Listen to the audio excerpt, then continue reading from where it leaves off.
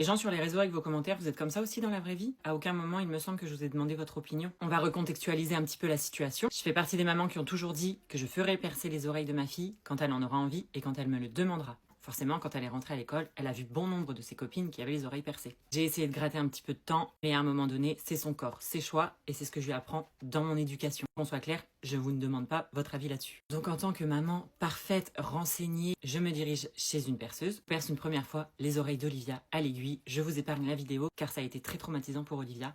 Pas forcément tant le perçage, mais tout l'environnement autour. Le temps de préparation, les aiguilles, le fait qu'une fois qu'on ait passé l'aiguille, il faille passer la boucle d'oreille ensuite. 15 jours après, ma fille perce sa boucle d'oreille, je m'en rends compte un peu trop tard, le trou s'est rebouché. Il se passe une bonne année, et puis elle échange avec ses copines. Je crois que toutes ses copines se sont faites percer au pistolet. Est-ce que les femmes qui font ça sont des mauvaises mères?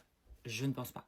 Est-ce que leurs enfants méritent une infection? Je ne pense pas non plus. Olivia me demande de se refaire percer, mais au pistolet, elle ne veut plus du tout à l'aiguille. C'est son corps, son choix. Qui suis-je pour lui dire non ma fille, si tu veux te faire percer, ce sera à l'aiguille. On se balade et je vois cette boutique. Sur le coup, j'ai pas réfléchi, je vois un magasin qui propose ce genre de prestations. Je me pose pas de questions. Effectivement, c'était ni le bon moment, ni le bon endroit. J'aurais aimé que ça se passe différemment. Olivia n'est pas du tout traumatisée par la situation. Je n'incrimine ni l'enseigne, ni la vendeuse. Qui suis-je pour juger alors qu'auparavant, elle a peut-être fait 36 perçages qui se sont réellement bien passés. Effectivement, pour nous, ça a été une mauvaise expérience, mais croyez-moi, ça arrive et même chez les perceurs. Pour les donneurs de leçons qui pensent que chez un perceur, c'est une valeur sûre, je vous mets des photos d'infections d'oreilles faites chez le perceur par une personne très proche de moi. Elle vous en parlera si elle le désire. Elle a attrapé une grosse infection, elle a dû se faire opérer et aujourd'hui, il lui manque un bout de cartilage. Aujourd'hui, l'oreille de ma fille va très bien et même si le travail n'a pas été fait correctement, c'est comme ça. Être parent, ce n'est pas tout interdire par peur. Être parent, c'est écouter et accompagner son enfant en fonction de ses choix, ses envies et ses peurs. C'est ma version et jamais je ne vous jugerai si ce ne sont pas vos valeurs.